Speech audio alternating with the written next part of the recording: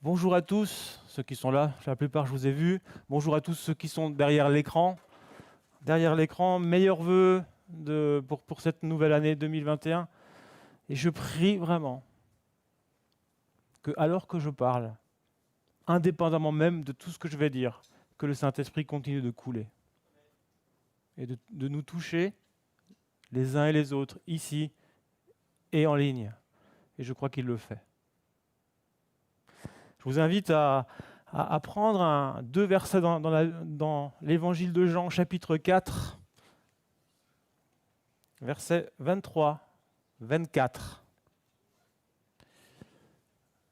Et je voudrais ce matin parler de l'adoration, mais l'adoration véritable. Revenir là-dessus, parce que ça, c'est monté sur mon cœur durant cette semaine, notamment à travers une petite vidéo que André m'a envoyée. Le contexte du passage de Jean chapitre 4, c'est Jésus qui voyage, qui se rend de la Judée vers la Galilée. Et en chemin, il s'arrête en Samarie. Il est midi, il a soif, et il s'arrête à côté du puits à Sichar, une ville qui s'appelle Sichar, nommée également Sichem dans d'autres endroits de la Bible, située à 60 km de Jérusalem, et quelque chose d'important, entre le mont Garizim d'un côté et le mont Ébal de l'autre. J'y reviendrai. Jésus est là, il est midi, fatigué, assoiffé, et une femme samaritaine s'approche, sûrement pour puiser de l'eau, et Jésus lui demande, mais donne-moi à boire. Et la conversation s'engage. Elle lui donne à boire, et Jésus commence à lui dire, avec cette eau-là, tu auras encore soif demain. Je paraphrase évidemment le texte. Mais moi, je veux te donner de l'eau de la vie qui va étancher ta soif pour l'éternité. Et la conversation, elle s'engage, elle continue à ce niveau-là. Et voilà que Jésus, et je trouve que Jésus souvent, si vous avez remarqué, lorsqu'il discute avec des personnes, il y a un sujet qui est annoncé, et tout d'un coup, il prend un contre-pied, il part complètement sur autre chose. Et là, il lui dit, cherche ton mari. Et la femme dit, mais j'ai pas de mari.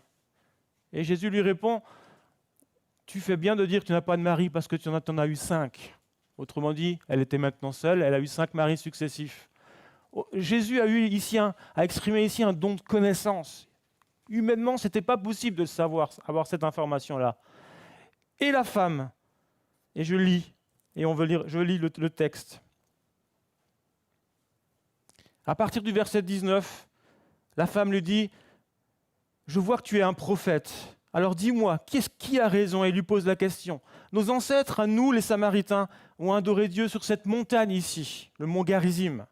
Mais vous les Juifs, vous adorez Dieu à Jérusalem. Et Jésus répondit, crois-moi, lui dit Jésus, l'heure vient.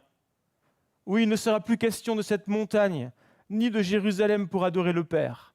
Vous adorez ce que vous ne connaissez pas, vous les Samaritains, mais nous adorons ce que nous connaissons, car le salut vient du peuple juif. Et là arrivent les versets qui m'intéressent ce matin, verset 23. Mais l'heure vient, et elle est déjà là, où les vrais adorateurs adoreront le Père par l'Esprit et en vérité. Car le Père recherche des hommes, des femmes aussi, qui l'adorent ainsi. Dieu est esprit et il faut que ceux qui l'adorent en esprit et en vérité. Jésus nous dit ici que les vrais adorateurs, l'adoration n'est plus située dans un lieu géographique bien précis. C'est plus Jérusalem, c'est plus le mont Garizim pour les Samaritains. C'est juste, ils adoraient Dieu parce que à cet endroit-là. Pourquoi? Parce que leur religion était basée sur les enseignements de Moïse. Et le mont Garizim, c'était l'endroit où Moïse avait reçu la révélation des bénédictions. Vous savez, en Deutéronome 21, si je ne me trompe pas. Il y a les bénédictions et les malédictions. Et sur le mont Garizim, Moïse avait reçu cette révélation des bénédictions. Mais Jésus leur dit là, ce n'est plus ici ou là, mais Dieu, ce qu'il recherche maintenant, c'est des adorateurs en esprit et en vérité. Philippe Joret, un pasteur français, je crois qu'il est émigré au Canada en ce moment, a dit « Le Père recherche des adorateurs, non pas des religieux ».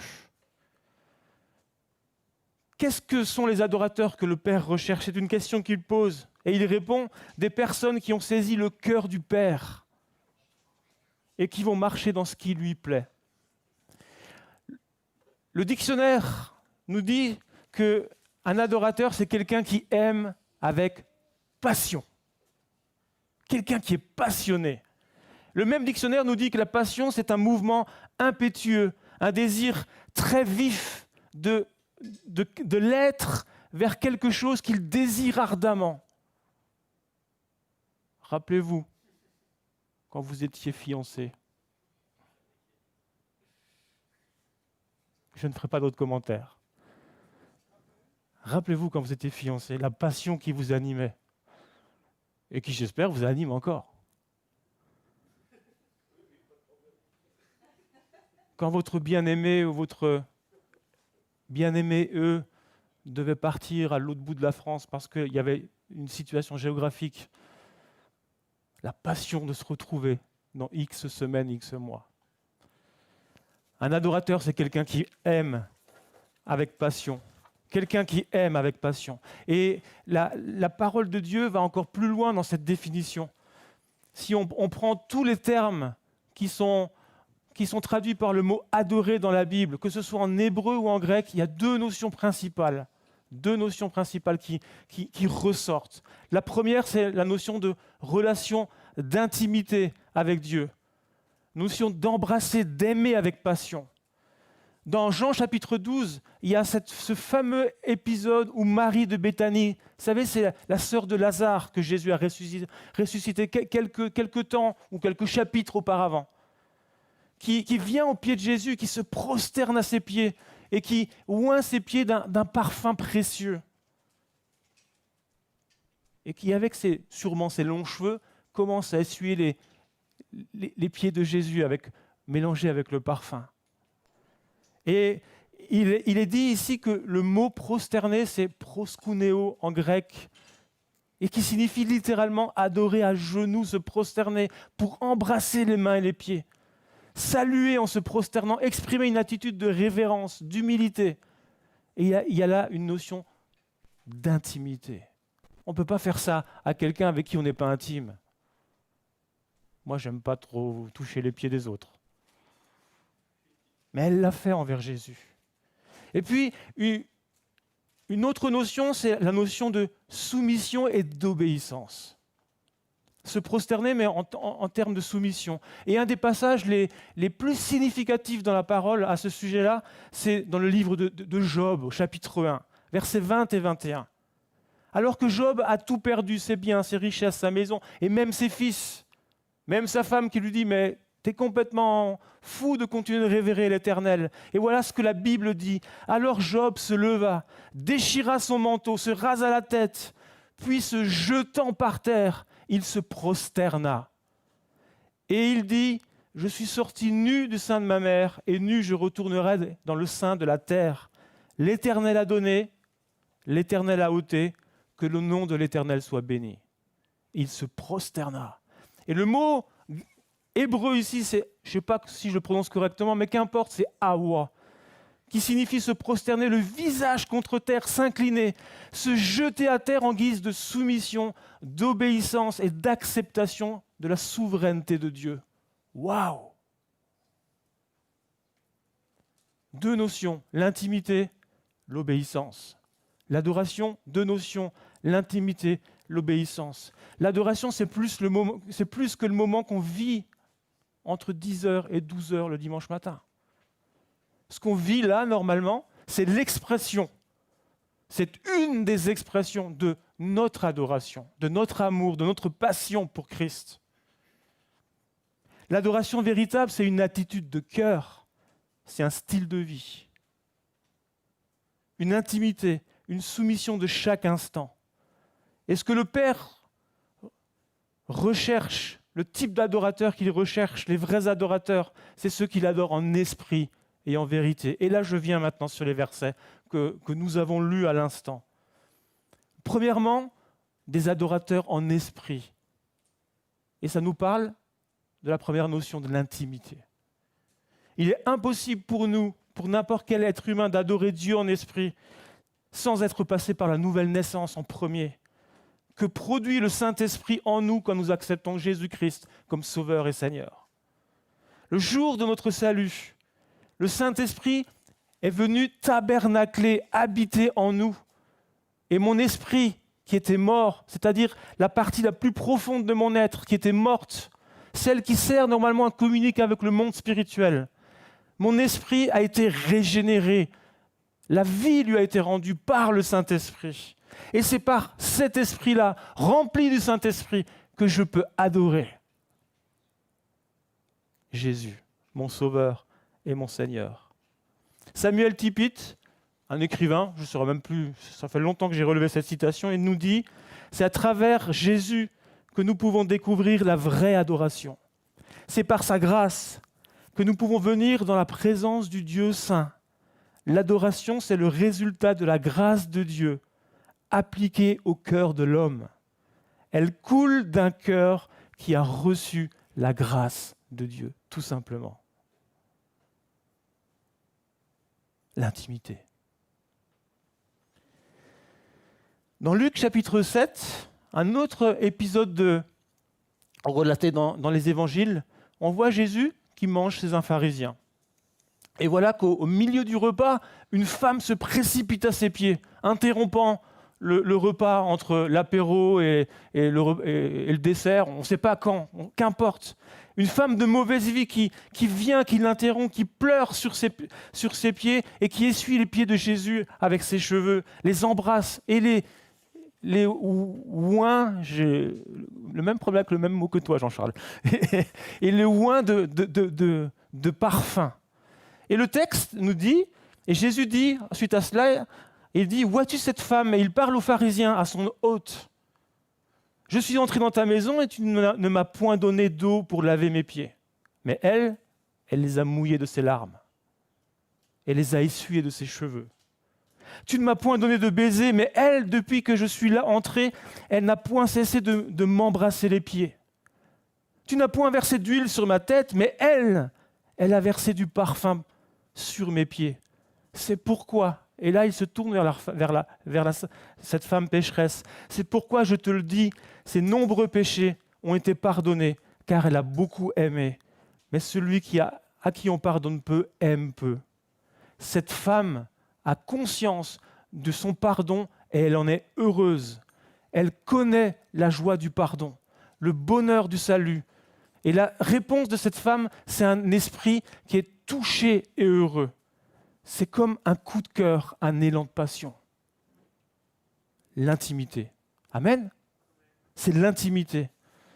Et j'ai relevé une citation, je ne sais pas de qui c'est, qui dit « L'enthousiasme, ou autrement dit le coup de cœur, et la stabilité, c'est-à-dire la persévérance dans le temps, sont les deux voies d'une relation riche avec Dieu. »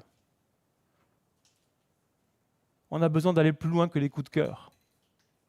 Nous qui sommes mariés depuis de longues années, on a vécu des coups de cœur. Personnellement, j'en revis à fréquence régulière. Mais l'amour doit aussi se manifester dans la durée. Il y a quelquefois des hauts, des coups de cœur, mais il y a aussi toute la durée. Et avec Dieu, c'est la même chose. Où est-ce que tu en es dans ta relation avec le Seigneur Jésus ? Ton moment avec Dieu est-il régulier ? Ta vie de prière est-elle épanouie ? Et j'appuie depuis de longs mois là-dessus, et on appuie plusieurs depuis de longs mois là-dessus, c'est primordial et important. Ça, c'est le côté intimité avec Dieu. Mais ensuite, il y a l'autre côté de l'adoration, c'est adorateur en vérité, l'obéissance et la soumission. L'adoration, ce n'est pas réservé, comme je l'ai déjà dit, au dimanche matin. Rendre un culte à Dieu, ce n'est pas uniquement entre 10h et 12h le dimanche. Dieu veut une relation avec nous qui soit totale. Le culte que je rends à Dieu, c'est ma vie tout entière. C'est ça, rendre un culte au Seigneur. Mon culte, le dimanche, n'a de sens que s'il est vécu en cohérence avec toute ma vie. Sinon, c'est que de la religion. C'est de la pratique religieuse. C'est une enveloppe, mais avec rien à l'intérieur. C'est vide. Ce n'est qu'un exercice religieux, une façade, sans vie, sans fondement à l'intérieur. Et j'aimerais finir par souligner 5 points de ce que c'est être un adorateur en vérité. Le premier, c'est d'être attachés à la parole de Dieu. Dans Jean 14, il est écrit, Jésus lui répondit, « Si quelqu'un m'aime, il gardera ma parole et mon Père l'aimera. Et nous viendrons à lui et nous ferons notre demeure. Nous tabernaclerons chez lui. Et celui qui n'aime pas ne garde point mes paroles. » Un adorateur, c'est quelqu'un qui a une relation régulière avec la parole de Dieu. Et c'est une force pour adorer en vérité. Une lecture complète, suivie, équilibrée, une méditation de la parole et pas juste quelques minutes dans la journée. C'est une des clés pour tenir, je crois, dans les années, les mois et les années qui viennent, qui seront, à mon avis, pas beaucoup plus simples que ce qu'on a vécu en 2020. On risque d'avoir des temps d'accalmie, certes, mais c'est comme une femme qui accouche. Les contractions vont devenir de plus en plus régulières jusqu'à la fin. Et on aura besoin de tenir. Et la parole, c'est une des clés. Notre adoration doit s'exprimer dans la pratique, dans une vie authentique, obéissante à la parole de Dieu, et pas simplement en apparence. Ça, c'est important. Deuxième point, notre témoignage. Et on en a parlé tout à l'heure. On a prié pour depuis la semaine dernière, on prie d'ailleurs pour une percée dans notre témoignage envers les gens à qui on témoigne de notre foi. Et pas des gens qui sont à Pau, mais des gens qui sont ici. On veut voir des nouvelles naissances ici, à Mulhouse et dans notre région. C'est ce qu'on souhaite. On en a assez de cet esprit de stérilité. Paul dira dans Romains chapitre 15, versets 15 et 19, et ça me parle. Et il dit, à cause de la grâce que Dieu m'a faite d'être ministre de Jésus-Christ parmi les païens, je m'acquitte du divin service de l'évangile de Dieu afin que les païens lui soient comme une offrande agréable. Étant sanctifiés par l'Esprit Saint, etc., etc. Et il finit ce verset en disant, j'ai abondamment répandu l'évangile de Christ. Autrement dit, Paul offre à Dieu son évangélisation. Le mot est un peu pas tout à fait correct, mais vous comprenez le sens. Il offre son service d'annoncer l'évangile comme une adoration. Et toutes les personnes qui se donnent à Christ, c'est comme une offrande qui monte vers Dieu. C'est notre façon d'adorer. Et littéralement, le mot grec ici utilisé signifie comme une liturgie agréable. Ça nous parle, ça parle à ceux qui sont passés dans des églises un peu plus traditionnalistes. Et je crois que c'est dans notre relation intime avec le Père qu'il nous partage son cœur. Les adorateurs sont ceux qui prennent à cœur ce qui est sur le cœur de Dieu. Et le cœur de Dieu bat pour les perdus, pour les pauvres, pour les nécessiteux. C'est évident et c'est clair. Et je prie vraiment pour que le Seigneur me donne, moi j'en ai besoin, nous donne davantage d'amour et de compassion. Comme John l'a exprimé dans son témoignage en début de ce culte, pour ceux qui se perdent, pour ceux qui sont dans la misère, les pauvres, mais aussi les pauvres en esprit. Ce n'est pas simplement le porte-monnaie, c'est pauvres en esprit aussi également. Troisième point que j'aimerais souligner, adorer en vérité, c'est aussi chercher à développer des relations saines avec les autres. Si quelqu'un dit « j'aime Dieu », 1 Jean chapitre 4, verset 20, si quelqu'un dit « j'aime Dieu » et qu'il haïsse son frère, c'est un menteur. Car celui qui n'aime pas son frère qu'il voit, comment peut-il aimer Dieu qu'il ne voit pas ? Adorer, ce n'est pas juste des mots le dimanche, mais c'est aussi dans les relations. Parce que les relations sont importantes pour le Seigneur, pour Dieu. Et il en a fait un commandement, je vous donne un commandement nouveau, aimez-vous les uns les autres, comme moi je vous ai aimé. Et vous aussi, aimez-vous les uns les autres. À ceux-ci, tous connaîtront que vous êtes mes disciples. Je crois qu'un vrai adorateur, en esprit, c'est quelqu'un qui sait aussi vivre la réconciliation et le pardon, et être un homme ou une femme de paix. Ça fait partie de cette vie d'adoration. Je crois aussi que la manière dont je prends soin et j'honore mon épouse, je parle de moi, est également un reflet de mon adoration envers Dieu.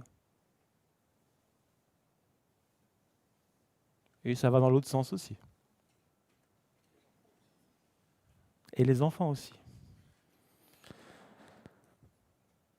Quatrième point. John nous a parlé qu'il a été interpellé en début sur le fait d'être généreux. La manière dont je gère mes finances est aussi un reflet de mon adoration et de mon cœur. Jésus dira dans Matthieu 6, verset 24, « Nul ne peut servir deux maîtres, car ou il haïra l'un et aimera l'autre, ou il s'attachera à l'un et méprisera l'autre. Vous ne pouvez pas servir Dieu et Mammon en même temps. » Et puis un peu avant, dans quelques versets avant, verset 21, il dira « Car là où est ton trésor, là aussi sera ton cœur. » Dans Hébreux chapitre 13, versets 15 et 16, un autre passage est très intéressant, où l'apôtre, on ne sait pas lequel, l'auteur nous dit, par lui, offrons sans cesse à Dieu un sacrifice de louange. Ça, on a l'habitude. Quand je ne vais pas bien, il faut que j'offre un sacrifice à Dieu. Je vais plus loin que mes émotions et j'offre à Dieu un sacrifice de louange. Ça, on connaît. C'est-à-dire le fruit de lèvres qui confesse son nom. Mais après, il y a la phrase qui suit. Et n'oubliez pas les bienfaisances et la libéralité, car c'est là de tels sacrifices, à de tels sacrifices que Dieu prend plaisir. Le don, la générosité, c'est également un acte d'adoration. Et des fois, c'est tellement concret avec les euros que j'ai dans ma poche. Les adorateurs en qui Dieu prend plaisir sont des donateurs, des personnes généreuses qui ont appris la libéralité. Et puis, rappelez-vous l'histoire de Corneille dans Actes chapitre 10, verset 4. Il est dit ici, il reçoit une vision, il y a un ange qui lui parle dans la vision, vous lirez le passage à la maison, et l'ange lui dit « Tes prières et tes aumônes sont montées devant Dieu, et il s'en est souvenu. » Il y a les prières, l'adoration que nous, on a l'habitude d'exprimer, mais il y a les aumônes aussi. Ça fait partie. Isabelle et moi, nous avons choisi depuis très longtemps d'adorer et d'honorer Dieu en mettant de côté chaque mois 10% de nos revenus pour l'œuvre de Dieu, à l'Église premièrement, mais aussi pour des ministères, des gens, pour soutenir des personnes, pour la mission. Et c'est une façon aussi de dire à Dieu que nous espérons, que notre espérance ne se trouve pas dans nos richesses, ni dans le compte en banque qu'on a pu accumuler, qu'il soit grand, qu'il soit petit, mais que nous lui faisons confiance entièrement pour pourvoir à nos besoins. Et le fait de donner la dîme ou les 10%, les 10 premiers fruits de nos revenus, c'est une façon de lui dire « Je ne veux pas dépendre du système de ce monde, même si je travaille et qu'il faut travailler.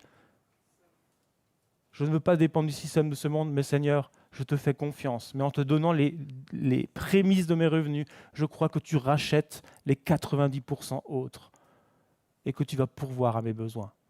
S'il me manque quelque chose à la fin du mois. » Amen. C'est une façon d'adorer. C'est ce que Dieu demande. Et le cinquième point, et je passerai très vite là-dessus, l'adoration, c'est aussi par rapport à ce que je mets devant mes yeux. Comment est-ce que je nourris mon âme? Quels sont les films, les sites web, les applis que je regarde, que je consulte?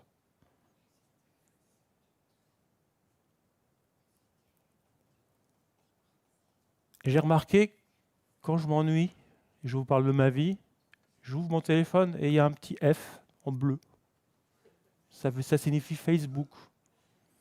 Et je clique dessus, je poste très très rarement quelque chose, une fois par année, pas plus.